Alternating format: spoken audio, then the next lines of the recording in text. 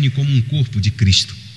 Por que nós nos reunimos cotidianamente, assim, ou normalmente, que a gente pode assim dizer, aos sábados, aos domingos, seja pela manhã ou seja à noite? Por que nós saímos de nossa casa e nos reunimos como igreja?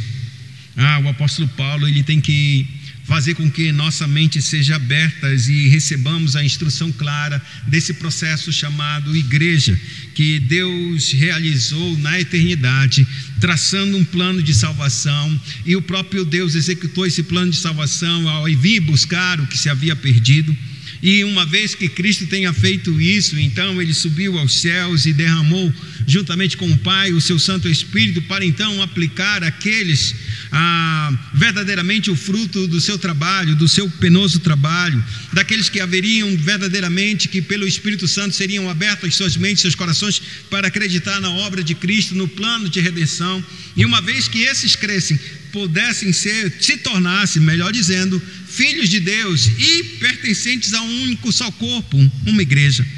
Quando o apóstolo Paulo fala a respeito disso, da eternidade passada, Deus está dizendo para cada um de nós que Deus nos escolheu antes mesmo de nós existirmos, antes deste mundo ser formado. Deus escolheu um grupo seleto de pessoas, não por causa de suas habilidades, não por causa de suas credenciais ou qualquer tipo de mérito que podia haver nessas pessoas. Não, Deus escolheu no meio de pecadores, no meio de, vamos supor que a gente jogue assim um grupo de moedas dentro de uma lama, e essa é uma multidão de moedas, e nenhuma é diferente das outras. Vamos colocar como se fosse uma moeda de R$1 jogada nas lamas, na mais profundeza das lamas, e uma pessoa esporadicamente, de qualquer forma, aleatoriamente, entre aspas, vai catando algumas dessas moedas e as lava e as limpa e usa para o seu serviço e as guarda. Isso só mostra que todas aquelas moedas de R$1 tinham o mesmo valor, estavam na mesma lama e na mesma condição, e não havia nada nelas em si mesmas que pudesse levar aquela pessoa a resgatar aquelas moedas e colocar no seu bolso, uma vez tornadas limpas. Deus, o apóstolo Paulo, ele explica isso no seu plano de que Deus nos escolheu soberanamente, sem nenhum tipo, mas ele fez isso por graça e porque nos amou. Não havia mérito em nós, mas Deus nos amou com amor tão eterno e com sua misericórdia tão grande, ele nos resgatou e nos salvou. O apóstolo Paulo, ele vai desenvolvendo esse pensamento, ou essa ideia, toda essa teologia, e chega no capítulo número 2, mostrando exatamente como isso, todo esse pensamento de Deus, todo esse plano de Deus entrou em ação no nosso tempo. Exatamente 2000 anos atrás, Cristo veio e ele cumpriu o plano da redenção. Ele se colocou exatamente como uma oferta de Deus para os nossos pecados. Ele não somente se colocou como uma oferta, mas ele se colocou também como aquele homem que obedece a Deus e que adora a Deus em verdade e em espírito. E é esse mesmo Cristo que veio buscar e salvar uma igreja para si mesmo, que pertenceria ao seu próprio corpo, como se ele e essa igreja formasse apenas um único, verdadeiramente, corpo sacerdotal que adora a Deus em espírito e em verdade. E ele termina esse capítulo de número 2 mostrando que esse grupo de pessoas a quem Cristo salvou são grupos de pessoas que na maioria das vezes eram inimigas, judeus e gentios. E fez desse grupo de pessoas o seu corpo uma unidade perfeita. Um grupo de pessoas que, embora tenham sido de diferentes culturas, diferentes criações, diferentes países ou geografias ou formas de pensamento, ele juntou esses dois grupos que deveriam se odiar e apazigou. O próprio Cristo é a paz. Ele fez a paz e ele anunciou essa paz. De maneira que agora esses dois grupos de pessoas são formados em um único corpo só, que adora a Deus em espírito e em verdade. Mas para que este grupo adore Deus em espírito e verdade, tem que haver uma única coisa só. Esse grupo tem que entrar em uma perfeita unidade. Não basta apenas eu colocar um grupo de pessoas como numa escola, que cada um faz o seu cadastro do seu filho e se coloca no centro, coloca na sala, e tem um professor ensinando, ou vários professores ensinando, não importa. mas naquele primeiro dia há vários alunos de todos os tipos e muitas vezes eles não se conhecem. Chegando lá, cada um é diferente do outro. Isso acontece muito dentro de universidade ou quando a gente troca de colégio, troca de escolas. Então, quando senta-se, mais ou menos 30 a 50 alunos sentados, um não conhece o outro. E a gente pensa que eles estão unidos. Não, eles estão dentro de uma instituição, estão selados dentro de uma sala de aula, todos pertencem ao mesmo ano, seja terceiro, quinto, quarto ano, não importa, todos têm o mesmo professor ou os mesmos professores, e isso tudo traz para eles uma identidade. E para que isso se torne cada vez mais forte dentro daquela sala, todos vestem o mesmo uniforme para que ninguém, o que está à direita, está à esquerda, na frente ou atrás, ache que ele é melhor do que qualquer outra pessoa. Eles estão todos em pé de igualdade, o que a gente chama de uniformidade. Mas isso não é unidade. Eles estão uniformes, mas isso não é unidade. Unidade é uma coisa mais visceral, que a gente pode dizer. Ela é mais poderosa. Unidade leva a gente a ter uma mente e um coração dispostos a caminhar em um único propósito. É por isso que a Escritura diz claramente assim: porventura pode dois andarem pelo mesmo caminho se não tiverem de comum acordo? Pode porventura duas pessoas, vamos supor, um marido e uma mulher, e eles se casarem, e eles não estiverem dispostos verdadeiramente a caminhar para um único rumo, para um único propósito? Pode com certeza esse casamento ou esse relacionamento seguir adiante? Isso é impossível. É necessário que haja o quê? Uma unidade de pensamento, uma unidade de coração, para que então eles sigam avante e vençam, porque os problemas, tanto de um lado quanto do outro, são terríveis.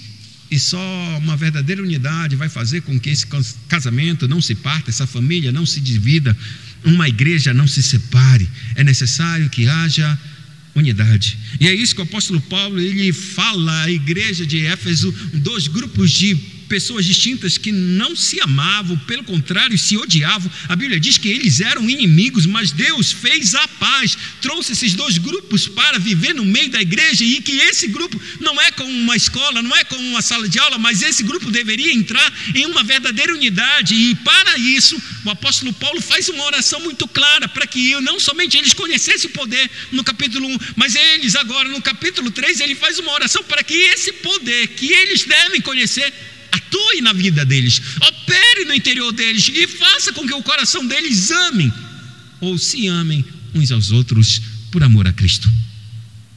Então ele chega no capítulo 4 e começa a mostrar a vida prática de uma teoria que a gente tem, ou de uma teologia, porque a igreja, irmãos, ela só serve e só funciona não por causa dos nossos intelectos, não porque nós temos uma doutrina, não porque nós temos um conceito de Deus ou um conceito a respeito de salvação. A igreja serve para uma prática visível e real de tudo aquilo que ela acredita a respeito de Deus, daquilo que ela acredita a respeito deste mundo, daquilo que ela acredita a respeito de uma comunhão de crentes e unidos em Cristo Jesus, e ela pratica isso. Por que esse processo? Porque é necessário que essa igreja pratique e manifeste a multiforme graça de Deus que Ele está derramando através da igreja. Ou seja, a igreja é o reflexo da glória de Deus, é o reflexo das afeições de Deus, é o reflexo do caráter de Deus. Quando você ver uma igreja caminhando segundo as Escrituras Sagradas, você pode perceber claramente que Deus está ali nesse meio, que Deus verdadeiramente é assim como essa igreja é, porque essa é a intenção de Deus, transformar a igreja verdadeiramente no seu reflexo. Foi para isso que ele manifestou. Quando a Bíblia diz que Jesus, quando ele andou nesta terra, ele diz assim mesmo: quando os homens olham a mim, eles não veem a mim, veem também o Pai. E se nós agora, sendo redimidos, e Cristo é o cabeça, e nós é o corpo dele, então o corpo que é visível e é a cabeça que está nos céus, sentada à destra de Deus, esse corpo está andando na terra sob a cabeça, ou seja, sob o governo de Cristo, sob a soberania de Cristo, sobre a direção de Cristo. Esse corpo que caminha sobre a terra, que naquele tempo era somente um Cristo, agora é uma multidão reunidas em um só corpo, como uma unidade verdadeira. Esse corpo que caminha na terra, as pessoas que olhassem para essa igreja deveriam refletir ou deveriam ver claramente quem Deus é, o que Deus quer, o que Deus exige de cada um de nós. Mas para tanto, era necessário que essa comunidade de crentes fosse uma, fosse unida, tivesse unidade. E há uma grande explicação, ou uma grande analogia, talvez a melhor analogia que eu já ouvi a respeito da unidade da igreja, é que quando a gente pega um saco de batata para fazer um purê, aquele saco de batata está todo mundo junto, mas não estão unidos. Mas uma vez que você descasca, você coloca e cozinha, e você coloca na panela todas aquelas batatas agora que estão cozidas, grandes, está numa panela e elas continuam juntas, mas não estão unidas. Mas a partir do momento que você começa a amassar essas batatas e forma-se aquele purê, você não sabe qual é a primeira, nem a segunda, nem a terceira batata, é apenas um bolo muito grande, um purê enorme, e não tem como mais ser dividida aquela igreja. Ela está unida uns aos outros, verdadeiramente unidas umas às outras, ao ponto de não poder mais se desligar daquele purê. Não tem como mais haver individualidades no meio da igreja quando a unidade verdadeiramente prevalece. E quando essa unidade prevalece, agora nós conseguimos ver quem é o Cristo que salvou as pessoas. Pois a Bíblia diz claramente, pelas palavras de Cristo, disse: se vocês se amarem uns aos outros, verdadeiramente então conhecerão que são meus discípulos. E se vocês estiverem unidos, saberão todos que vocês me conhecem, saberão todos que seguem a mim, se vocês se unirem, se vocês andarem em unidade.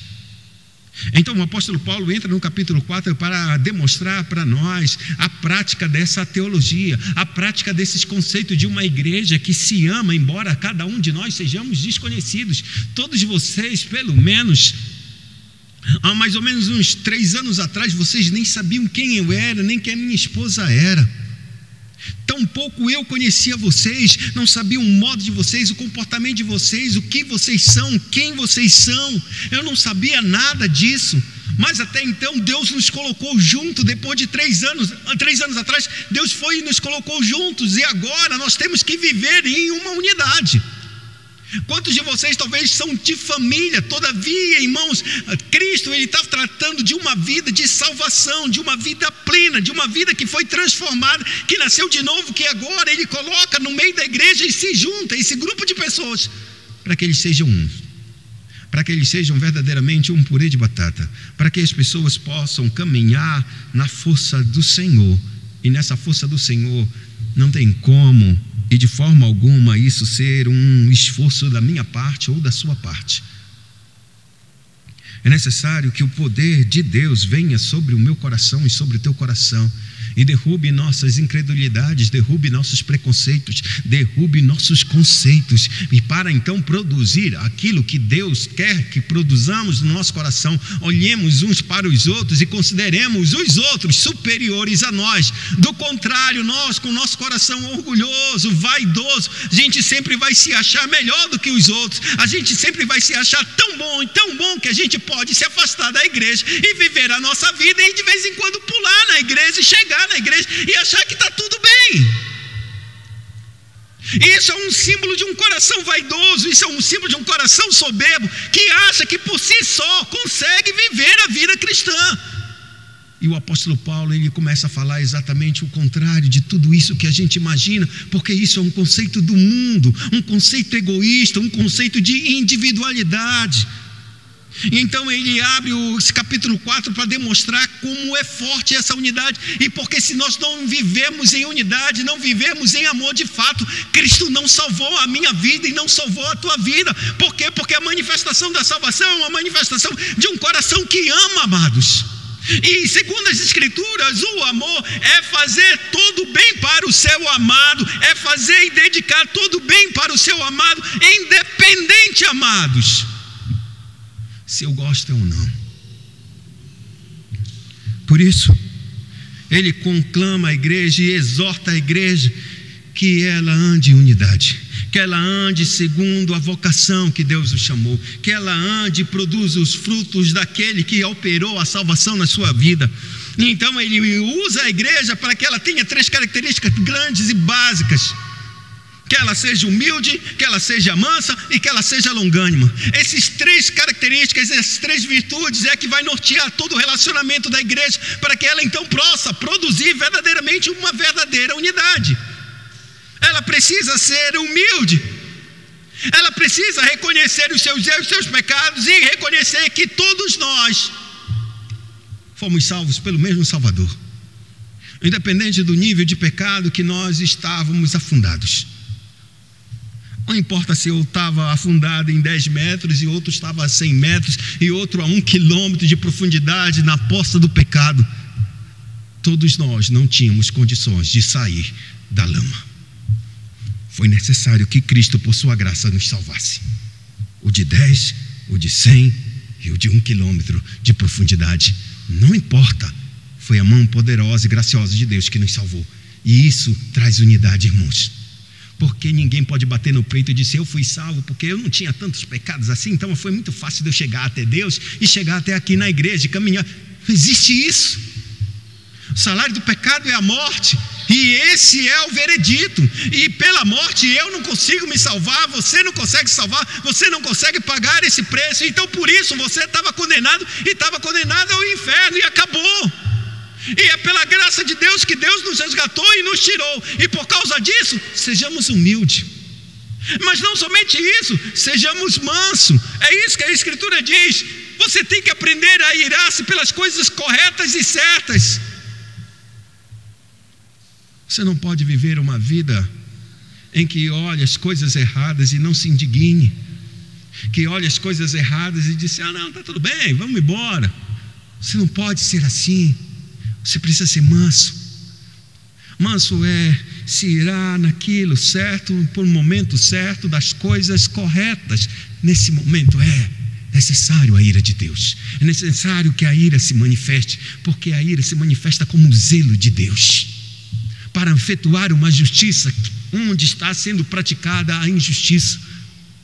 Então também essas pessoas precisam ter longanimidade, ter um ânimo extremamente longo. É como se esticasse o nosso ânimo, a ponto de a gente continuar sendo humilde, a ponto de a gente continuar sendo manso, a ponto de a gente continuar sendo benigno com aqueles que estão falhando e errando. E a gente não pode de forma alguma ser áspero, ser grosseiro e ser impetuoso contra aqueles que falham, porque Deus, em sua longanimidade, salvou sua vida.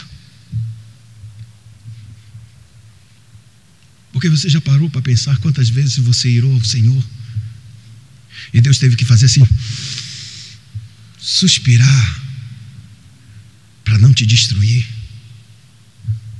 O seu longo ânimo para produzir humildade, mansidão, aquilo que o próprio Cristo tem. Aprendei de mim que sou manso e humilde de coração, então vocês vão encontrar descanso para as vossas almas. Quando o apóstolo começa a falar sobre isso na igreja, em sua carta, ele pede para que a gente pudesse se esforçar. Então ele traz 7 unidades de pensamentos para que a gente pudesse verdadeiramente trabalhar com essas 3 características. E ele diz claramente: só há um corpo, não vai existir outra igreja. Só tem um Espírito que nos insere nessa igreja. Como também fomos chamados a uma só esperança, a esperança da salvação, a esperança da glória, a esperança de viver a vida com Deus, livre de nossos pecados. Há um só Senhor, uma só fé e um só batismo. Há um só Deus e Pai, que é sobre todos, age por meio de todos, está em todos. Quando o apóstolo Paulo, ele dá esses 7 em 1, irmãos, ou seja, ele dá 7 características, 7 razões pelas quais nós devemos nos unir e manter essa unidade, manter essa mansidão e manter essa longanimidade, porque aquilo que nos une é infinitamente maior, amados. Todos nós fomos batizados, todos nós temos um só Senhor, todos nós temos só um Espírito. Ninguém tem 2 Espíritos aqui, irmão. Nenhum de nós temos outro Pai a não ser o Pai do nosso Senhor Jesus Cristo. E esse mesmo Pai está sobre a minha vida, está sobre a sua vida. Ele está agindo em mim, está agindo em você. E Ele está em mim, está em você. Se isso não nos une, isso faz o que então conosco? Quando ele termina o capítulo número 6, ele vai dizer a si mesmo: essas são razões, essas são os fundamentos, essas são as claras razões para que você ande em unidade. Mas Deus, em sua infinita graça e misericórdia, Ele vai conceder alguma coisa a mais para que essa unidade se torne verdadeira em nós. E então ele entra no capítulo número 7, ele diz: mas a graça foi concedida a cada um de nós segundo a proporção do dom de Cristo. O que o apóstolo Paulo está dizendo? No nosso texto está dizendo: e a graça foi concedida, mas o texto original não tem um e, ele é um mais, ele é uma diversidade, porque Deus, ele está trabalhando com um conjunto, ou seja, com o corpo da igreja. Deus age, é sobre todos, age por meio de todos e está em todos, mas a graça foi concedida a cada um segundo a proporção do dom de Cristo. O que esse mais? Ele está dizendo que essa unidade a qual Deus, ele está agindo e está sobre todos, está agindo em todos. Existe um porém. Como é que se dá isso? Quando Cristo, ele pega cada um de nós e distribui um dom específico para que essa unidade seja produzida. Ele sai de um corpo geral e passa a falar individualmente com cada crente, com cada irmão, com cada um de nós nessa noite. Mas a graça foi concedida a cada um de nós. Cada um da igreja foi concedido pelo menos um único dom. Um único dom. E a Bíblia diz ainda mais: esse dom que foi concedido a mim e a você, seja ele um único ou vários dons que possa Deus ter concedido a cada um de nós, esse dom tem um certo tipo de quantidade, ou seja, existe uma medida desse dom. Para que a gente entenda, é como se a gente tivesse, todos nós temos um certo nível de força, não é verdade? Então eu posso carregar, sei lá, 40 quilos. Eu acho que eu consigo, eu acho que sim. Os testes aí da vida, consegui 40 quilos. Mas tem outros que têm aqui capacidade, mais força para... Sem treinamento, irmão, sem treinamento. Não estou falando de treinamento. A própria força do teu dia a dia, do teu trabalho, das coisas que tu fazes. Eu acho que eu consigo 40, talvez 50, com muito esforço, metendo em 60. Puxa. Esse é um dom natural. Não é disso que Deus está falando. Mas eu estou querendo fazer isso, uma analogia, para que você entenda. Eu recebi um dom, cada um de nós temos um dom. Pelo menos a força nós temos. A força de levantar alguma coisa, algum peso. Então nós temos uma força. Então eu levanto 60 quilos com muita força. Talvez o Tito levante 80 quilos, 100 quilos, não importa. Ele levantou. A Lana, talvez, eu já vi alguns vídeos dela aí, mostrando aí umas bitelas de ela rodando essas coisas, puxando. Meteu 90, 200, vamos colocar. Mentira, mas vamos lá. Meteu isso. Foi uma medida de força para ela. Ela tem uma força e tem uma medida superior nessa força. Eu tenho uma força e tenho uma certa medida de força. Quando Deus está falando aqui, Ele está dando um dom espiritual para a igreja, ou dons para cada um de nós, e Ele dá esse dom com uma certa medida. E essa medida é proporcional à graça de Cristo. É isso que Ele vai começar a dizer. O ponto aqui dessa chave é que Deus vai conceder dons para a igreja, e esses dons que Deus concede por meio de Cristo Jesus, ele tem um certo nível de quantidade desse dom. Ou seja, eu não só tenho aquele dom, esse dom ele é grande ou pequeno, independente se ele é grande ou pequeno, essa quantidade foi Cristo que deu, e Ele deu segundo a proporção que Ele quer dar. E o que isso quer dizer O que isso mostra para nós?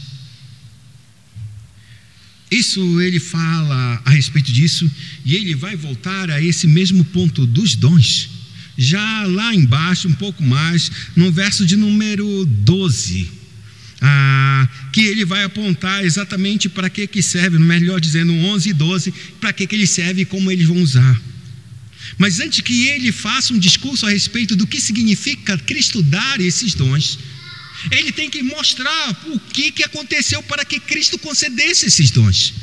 E então ele usa o Salmo de número 68 nesse texto para explicar e aplicar à igreja a obra de Cristo e por que Cristo concede esses dons à sua igreja.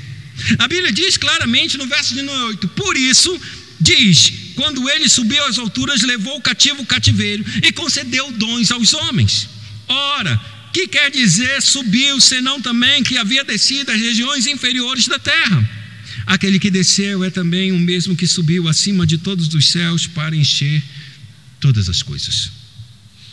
Ele usa o verso de número 8 para fazer um resumo do Salmo 68. Esse Salmo 68 vai descrever o Deus Todo-Poderoso cuidando do seu povo, levando o seu povo e derrotando os inimigos, e quando derrotasse os seus inimigos e os despojos de guerra, entregaria ao seu povo, e então o povo receberia aqueles despojos. O que é mais ou menos o Salmo 68, era mais ou menos assim, que Deus subiu às alturas, e ele está dizendo que subiu às alturas significa dizer que Deus encontrou Israel no Monte Sinai. Ele desceu do Monte Sinai para ir buscar e dar ao seu povo aquilo que ele havia prometido. E o que era a terra prometida. Então ele desce ao Sinai, ele entra em Canaã junto com o povo, ele vence os inimigos e então sobe àquele lugar que é mais alto, que é o Monte Sião. O Monte Sião onde está Jerusalém. Nesse Monte Sião, onde ele sobe às alturas, ele entrega então todos os despojos de guerra para o seu povo. Os inimigos agora, tudo aquilo que os inimigos tinham, Deus entrega para o seu povo de Israel. Isso é o que diz o Salmo 68, e o que o apóstolo Paulo faz um resumo disso. E agora ele vai aplicar este mesmo salmo à pessoa de Cristo. O que Cristo fez? Então ele diz no verso de número 8: por isso, quando ele subiu às alturas, levou o cativo o cativeiro e concedeu dons aos homens. Ele faz uma inversão neste salmo. Em vez de entrar na primeira pessoa, ele entra com a terceira pessoa. E em vez de receber, Deus está dando. E nesse sentido, o apóstolo está descrevendo para nós algo muito impressionante. É que o próprio Cristo, como ele diz assim mesmo: ora, o que quer dizer que ele subiu, senão também que havia descido até as regiões inferiores da terra? Quando ele está aplicando agora para Cristo, ele está dizendo: olha, esse Cristo que subiu aos céus. O que é que subiu aos céus? Ele está falando da sua ressurreição. Ele está falando da sua ascensão, quando ele se assentou à destra de Deus. Mas esse Cristo que está sentado nos céus, presta atenção, ele subiu. Então ele veio da onde? Ele veio de baixo. Debaixo da onde? Da terra? Não, das partes interiores da terra. Ele está apontando para um Cristo que morreu pelos nossos pecados, que foi sepultado, que entrou nas mais profundezas dessa terra. Não está falando de Cristo descendo ao Hades ou descendo ao inferno, porque não é isso que diz o texto. E a Bíblia nunca disse que Cristo desceu ao inferno, mas que ele foi sepultado. E ao ser sepultado, passou 3 dias e 3 noites, e a Bíblia declara que eu passarei 3 dias e 3 noites no coração da terra. Isso foi uma citação de Cristo, quando ele disse: não darei outro sinal a essa geração corrupta e perversa, senão o sinal de Jonas, que esteve 3 dias no interior do peixe. Assim será o Filho do Homem, estará 3 dias no centro da terra, mas no terceiro dia eu ressuscitarei. E é isso que o apóstolo Paulo está aplicando agora. Esse Cristo que subiu a mais alto dos céus, ele desceu à sepultura, ao interior da terra. Ele se humilhou. Ele está falando da morte, da cruz, do preço do pecado. E agora, esse Cristo que está subindo, e ele diz claramente assim mesmo: quando ele subiu, quando ele levou às alturas, ou seja, no mais altos céus, levou cativo o cativeiro. Ele levou consigo aquilo que nos prendia, aquilo que nos amarrava, aquilo que nos deixava encarcerados. Esse Cristo, por ter morrido na cruz, ele matou e destruiu os nossos 3 inimigos: Satanás, o pecado e a morte.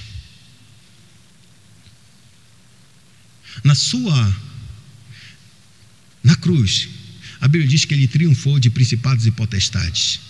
Na cruz, Cristo pagou o preço do pecado. Quando ele morre e ele é sepultado, é o nosso terceiro e último inimigo. Ele ressuscita dos mortos e vence a morte e nunca mais morre. Como diz o livro de Apocalipse, eu estive morto, mas eis que estou vivo e vivo pelos séculos dos séculos. O apóstolo Paulo vai dizer em uma outra citação, ele disse: aquele que morreu depois de ressuscitar trouxe à luz a vida e a imortalidade. Ou seja, ele traz a vida para os homens, e não somente traz isso, ele traz a imortalidade. Ou seja, os homens nunca mais irão morrer, porque todo aquele que crê em mim passou da morte para a vida, e a morte não tem mais domínio sobre ele, o pecado não tem domínio sobre ele, Satanás não tem domínio sobre ele, porque ele é um ressuscitado dentre os mortos. Hoje todos nós iremos morrer. Alguns de nós, talvez alguns de nós, quando Cristo voltar, receberemos ele em vida e nós não passaremos pela morte. Mas todos que morrerem na fé em Cristo Jesus serão seguros. Suas almas dos seus corpos serão separados. Nesse exato momento o teu corpo vai para a terra e a tua alma sairá arrebatada para os céus. Mas Deus não salvou a minha alma nem a sua alma. Ele salvou o homem, e o homem é formado entre alma e corpo. Qualquer coisa fora disso não é o propósito de Deus. Por isso que quando Deus veio salvar, não veio salvar o homem, não nossa alma, não nosso corpo, mas alma e corpo. E quando a gente ressuscitar, ele está devolvendo um novo corpo, um corpo glorioso. E então ele vai se juntar a essa alma que estava guardando nos céus, e essa alma juntada a este corpo glorioso, e então será tragada nesse dia. É o que o apóstolo Paulo disse: diga agora, ó morte, cadê tua vitória? Onde está tua vitória? Tu não zombaste desse crente? Que Cristo pegou ele, que Cristo salvou ele, mas tu está zombando e tu está dizendo: está aí o corpo dele, está morto, eu venci. Cristo não venceu não, Cristo não ganhou não, está morto o corpo. E enquanto esse corpo estiver aqui, eu estou com a vitória. É por isso que a Bíblia diz que o nosso último adversário, o nosso maior de todos os adversários, é a morte, e ele só será vencida no último dia, porque é nessa hora que a morte vai dizer: cadê o corpo? O corpo ressuscitou, se uniu à alma que Cristo tinha guardado nos céus, e agora está vivendo diante de Deus. A morte foi destruída, foi tragada, a morte na vitória. Por isso Paulo diz: ó morte, cadê a tua vitória? Onde está toda a tua gloriosa jactância, teu pomposo palavras de orgulho e vaidade, dizendo que os homens que acreditaram em Cristo permaneceram no sepulcro? Eles não estão mais no sepulcro. E a Bíblia então diz que Cristo, ele então vencer a morte, a sua ressurreição conduz a nós a uma vida de cativeiro, que antes estávamos escravizados a esses três: ao Satanás, ao pecado e à morte por toda a eternidade. Cristo veio e destruiu esse império completamente e nos trouxe a vida. Quando ele faz isso, ele não somente destrói os nossos inimigos e nos dá a liberdade, nos deixa livres, verdadeiramente livres, como ele disse: se o Filho do Homem vos libertar, verdadeiramente sereis livres. Então ele deixa livre o seu povo, que antes era cativo desses três inimigos. Mas quando Cristo se assenta no trono de Deus, ou melhor dizendo, à destra de Deus, agora ele dispõe de dons a essa igreja, dons graciosos, dons únicos para cada um dos nossos irmãos, para que então ele possa encher toda a terra. Como diz no verso de número 10, aquele que desceu é também o mesmo que subiu acima de todos os céus, para encher todas as coisas. Quando Cristo desceu essa terra, a Bíblia declara que havia escuridão, havia trevas, havia caos. Da mesma forma de Gênesis, no capítulo 1, em que Deus criou os céus e a terra. No princípio criou Deus os céus e a terra era sem forma e vazia, e havia trevas sobre a face do abismo, e o Espírito de Deus parava sobre as águas. Quando Deus olhou a terra no seu início, na sua parte uniforme, a Bíblia declara que havia trevas, havia escuridão, não havia nada de bom, mas o Espírito estava pairando sobre as águas, tudo estava em um verdadeiro caos, mas o Espírito pairava sobre as águas, soberano acima de tudo. Ele estava pairando, esperando somente uma ordem, uma única palavra para executar aquilo que Deus tinha planejado no seu entendimento, nos seus pensamentos, nos seus planos. Deus precisava apenas de uma palavra, e o Espírito, que é o operador de Deus, estava pronto, a posto, e ele precisava da palavra, que é a segunda pessoa da Trindade, o grande Deus, o Verbo de Deus, a segunda pessoa, como Cristo diz: eu sou a palavra. Então Cristo abriu a sua boca, e quando ele disse haja luz, a Bíblia declara que o Espírito agiu e houve luz. E a partir de então ele começa a fazer uma separação na criação. Ele começa a separar verdadeiramente luz e trevas. Ele começa uma vez a separar, depois água e terra. E uma vez que ele separa essas coisas, ele começa a encher cada uma delas. É a mesma coisa que Cristo está fazendo aqui. Ele sobe aos céus, e então, acima de todos os céus, para encher todas as coisas.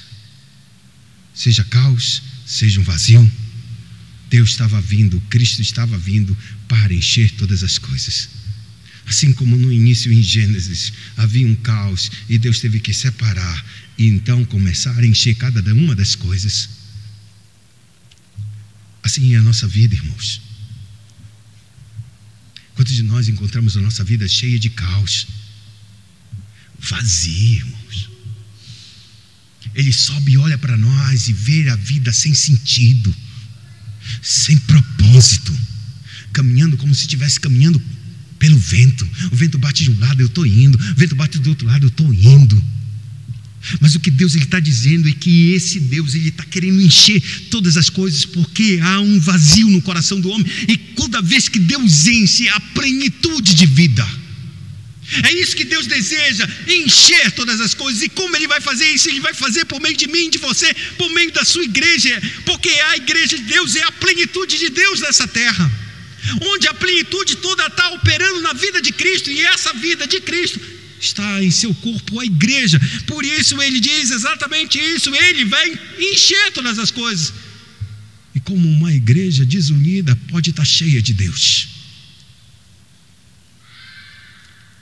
Como se os irmãos não se portassem uns com os outros, como essa igreja pode estar cheia de Deus?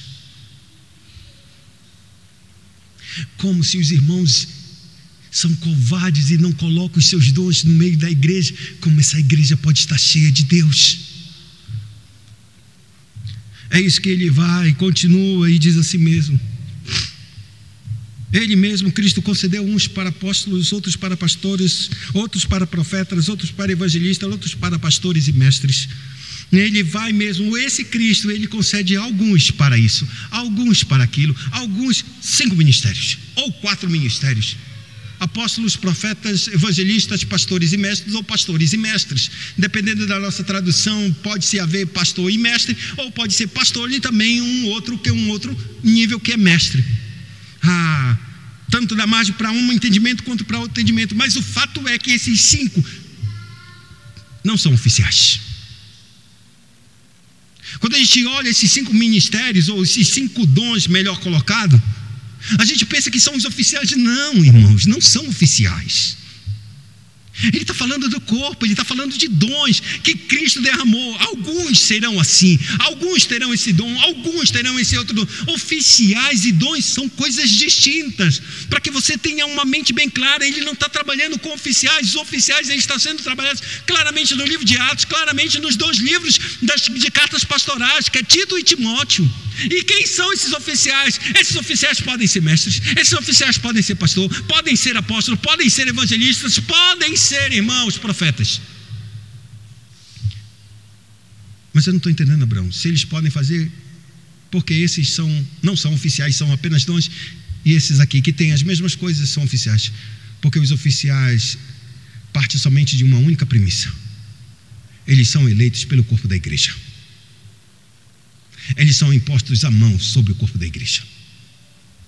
Eles são separados com um único intuito: administrar a igreja, dar um governo para a igreja, de maneira que a igreja tenha uma liderança, de maneira que a igreja seja bem ordenada e ela siga. Mas esses 5 ministérios, ou esses 5 dons, e são muitos os outros dons, mas ele escolheu apenas esses 5 ministrantes, esses 5 dons especificamente com um único propósito. E ele vai dizer porque Deus escolhe esses 5 ministérios, ou esses 5 dons, exatamente para ministrar sobre a vida da igreja. E ele diz: com vista ao aperfeiçoamento dos santos. Ou seja, os 5 dons que Deus concedeu à igreja, e não foi para todo mundo, foi para apenas alguns. E não é para que alguns se digam: como eu sou grande, eu sou um apóstolo, ou como eu sou grande, eu sou um profeta, eu sou um evangelista, eu sou um pastor. O outro diz: eu sou Não é para isso.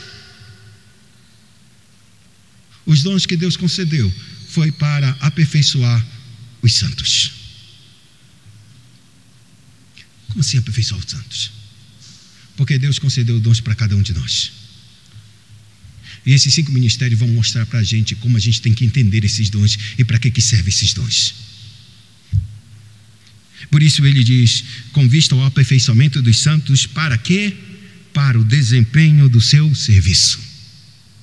Os 5 ministérios é para que a gente entenda que tipo de dom, ou como esse dom será ministrado através de nós, e para um fim, que esse dom que Deus me deu é para ajudar a igreja, é para edificar a igreja, de maneira que se eu retiro a minha pessoa do contato da igreja, se eu me retiro e não uso desse dom, essa igreja não vai acontecer o que o apóstolo Paulo está dizendo. Pois ele disse: para a edificação do corpo de Cristo, até que todos cheguemos à unidade da fé, do pleno conhecimento do Filho de Deus, à perfeita varonilidade, à medida da estatura da plenitude de Cristo. Ou seja, se eu não exerço o dom que Deus me deu, e me recuso a ministrar para a igreja e a usá-la para a igreja, 3 coisas vão acontecer. Primeiro, eu não chegarei à unidade. Segundo, eu não chegarei ao conhecimento verdadeiro de Cristo. E terceiro, eu não chegarei à plenitude de Cristo.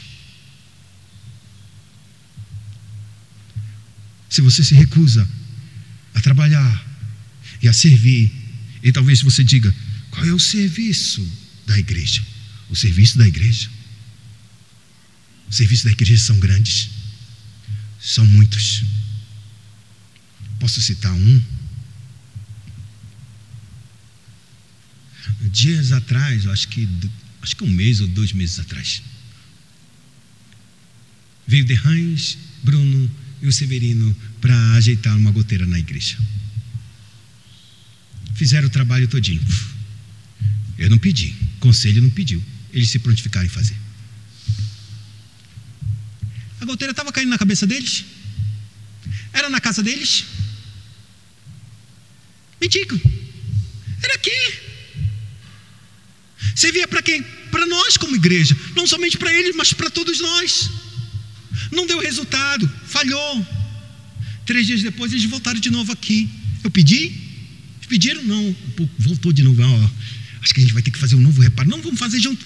Fizeram de novo. Espero que dê certo dessa vez. Mas o ponto, irmãos, é que eles usaram o dom deles para executar um trabalho que era para a igreja. E essa igreja está usufruindo desse trabalho. E isso leva à unidade da igreja, isso leva à edificação da igreja, isso leva a cada um de nós a deixar um pouco do nosso tempo e se disponibilizar para servir a igreja. Quando a gente pensa num serviço simples, entre aspas, como esse, quantos dons nós temos e que nós estamos negando para servir a igreja? Quantos de nós estamos exigindo visita quando a gente não sai da nossa casa para visitar?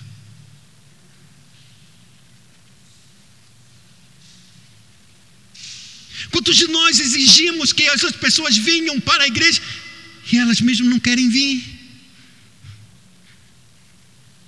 São dons que Deus nos deu, amados.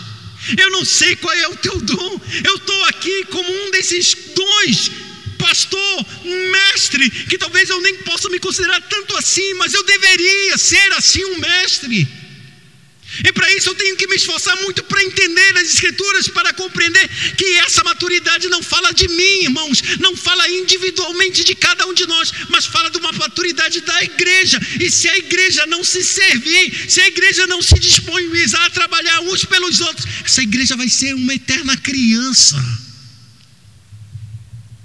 É isso que o texto está dizendo. Agora eu te pergunto: tu deixaria uma criança de 5 anos cuidar da tua casa? Tu deixarias uma criança de 5 anos fazer comida, arroz, feijão, levantar cedo para cuidar dos outros irmãozinhos? Tu deixaria que essa criança de 5 anos saísse, pegasse o dinheiro e fosse comprar todas as coisas necessárias para o supermercado para deixar na tua casa, na tua despensa? A gente faz isso. Mas é isso que a gente vai fazer, irmãos. O que a gente vê dentro de um nível como esse é um nível de imaturidade da igreja. E quando esse nível de maturidade se mostra com pessoas que, quando são repreendidas, choram, fazem mimimi, param e dão para trás. Eu não quero mais fazer, não quero mais ajudar. Cristo tinha uma chance de jogar para trás e de desistir. Se possível for, passa de mim esse cálice, mas não seja como eu quero, mas como tu queres. Qual é a tua vontade, Deus? É que eu morra, é que eu me separe de ti mesmo. É isso que tu queres. Deus, Cristo, ele está jogando com Deus, irmãos, e está jogando. Tu queres te separar de mim mesmo? Eu não quero, mas tu queres isso. Vai doer em ti também. Tu não te importa. A gente vai se romper, a gente vai se separar. Tu não te importa. Eu me importo. Mas se a gente não se separar, se a gente não se separar, eu jamais me unirei à minha igreja, aos pecadores que eu quero redimir. Então seja feita a tua vontade. Cristo, ele faz todas as coisas para que nós sejamos um. Ele deu esses 5 dons para que a igreja percebesse e então pudesse exercer esse dom, para que então ela pudesse chegar à igreja em maturidade, para que ela conhecesse verdadeiramente o Filho de Deus e para que ela agora pudesse compreender a plenitude de Cristo em sua vida.